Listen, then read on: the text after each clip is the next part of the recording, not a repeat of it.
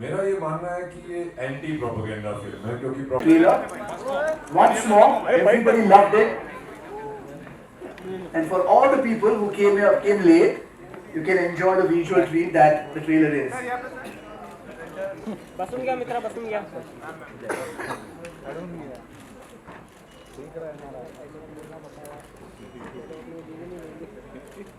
Thank you very much. उसे बड़े पर्दे पर देखना एक अलग ही ट्रीट था।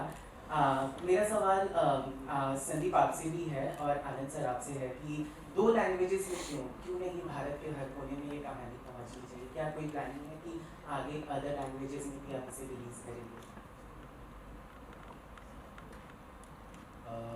ऐसा आप सिनेमा को लैंग्वेज में क्यों बांध रहे हैं?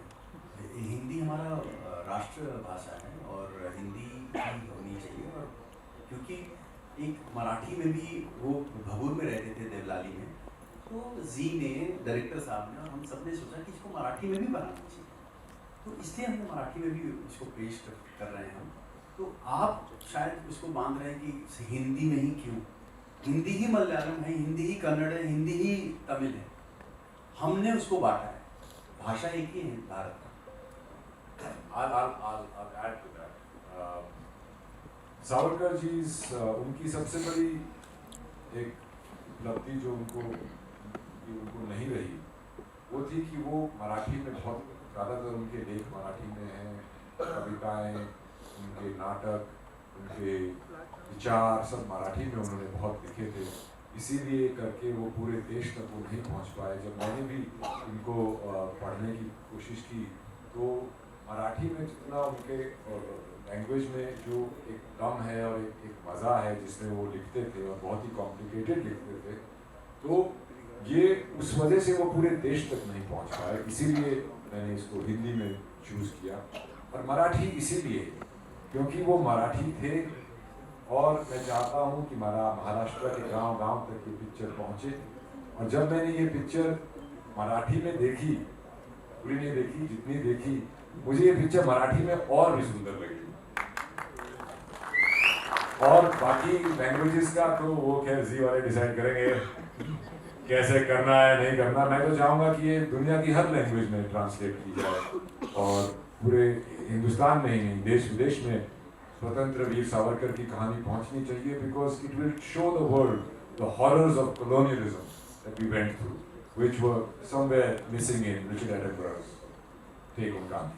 The hard work that has gone into it, the blood and sweat that has gone into it is reflecting. It's all over there. Thank you, gentlemen, for. Thank you very much. One last question. मैं जब recce पे भी गया था तो मैंने अपने आप को उनकी सेल में बंद करने को बोला, गुरु को, और बोला जाओ थोड़ी देर में बुलाता हूँ। मुझसे ज़्यादा देर रहा नहीं गया वहाँ पे, मेरा दम घुटने लगा। पर मैं उनको एक तरफ से क्या क्या गुजरा वो तो ऑब्वियसली इमेजिन करते हो आप एज एन एक्टर, पर मुझे हमेशा एज ए डायरेक्टर अपने आप को उसके ऊपर रखना पड़ा क्योंकि पूरा तामझाम ही मैं देख रहा था। तो it was tough, but it was unimaginably tough what he went through, and not only him, many other people. And there are other unsung people like his own older brother Baba Rao Savarkar or Ganesh Damodar Savarkar, who also went to Karapani, who also went through all the struggle, and he's even more unsung than Vinayak Damodar Savarkar.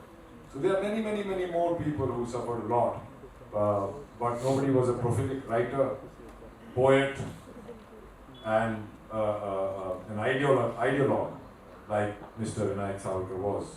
What differentiates him from other people was not only his struggle, but also his giant intellect and his ability to convince and influence a large amount of people.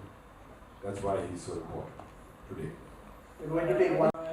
लोग जो है फिल्मों को जो है criticise करने लगते हैं कुछ ना कुछ लेके, आपको लगता है कहीं ना कहीं इस चीज़ को भी लेके करेंगे क्योंकि कहीं ना कहीं बोलोगे प्रोपेगेंडा फिल्म है या फिर उसके बाद जो है पार्टी से जोड़ देंगे पॉलिटिकल, उससे जो क्या कहेंगे? मेरा ये मानना है कि ये एंटी प्रोपेगेंडा फिल्म है क्योंकि प्रोपेगेंडा तो सावरकर जी की लाइफ में बहुत सालों से लोगों ने मचा रखा है। तो ये एंटी प्रोपेगेंडा फिल्म, ये उस प्रोपेगेंडा को क्लियर करने वाली फिल्म है। और ये फिल्म हम एक्चुअली पिछले 15 अगस्त को रिलीज करने वाले थे, पर due to many reasons out of our control ये रिलीज होते होते 22 मार्च तक आई है। और मैं चाहूंगा कि लोग इसके बारे में डिबेट करें। जितना लोग इस फिल्म को सोशल मीडिया पे नकारेंगे उतनी ही ये फिल्म लोगों तक पहुंचेगी, ये मेरा अपना मानना है।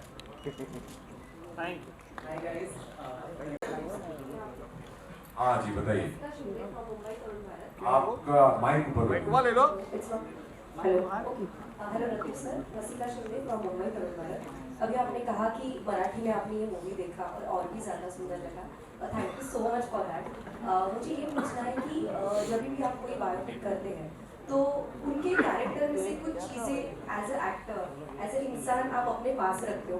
सावरकर जी के गुण या उनसे बहुत सारी चीज़ें सीखने वाली थी। आपने ऐसे कौन से 3 गुण हैं जो आपके पास एक रणदीप हुड्डा हमेशा रखना चाहेगा और जो उन्होंने रखा है? उनकी लिखाई, उनकी लिखने की जो एक रुचि थी। मैंने भी ये पिक्चर करते करते मैं भी शॉर्ट स्टोरीज वगैरह लिखने लगा हूँ। ये पिक्चर तो क्या लिखी थी। दूसरा उनका देश प्रेम और उनका जो हिंदुत्व का जो आइडिया था कि हम सब एक लोग हैं, चाहे हम किसी भी प्रांत, धर्म, समाज या जाति के क्यों ना हो, वो मैं पहले भी बिलीव करता था। और उनसे उनके लेख पढ़ के और उनके बारे में जान के ये मेरे लिए और भी माननीय हो गया है। और उनकी काफ़ी क्वालिटी जैसे तिखट, ये सब तो मेरे अंदर ऑलरेडी है। Here's the opening. Gentlemen, you achieve what you want.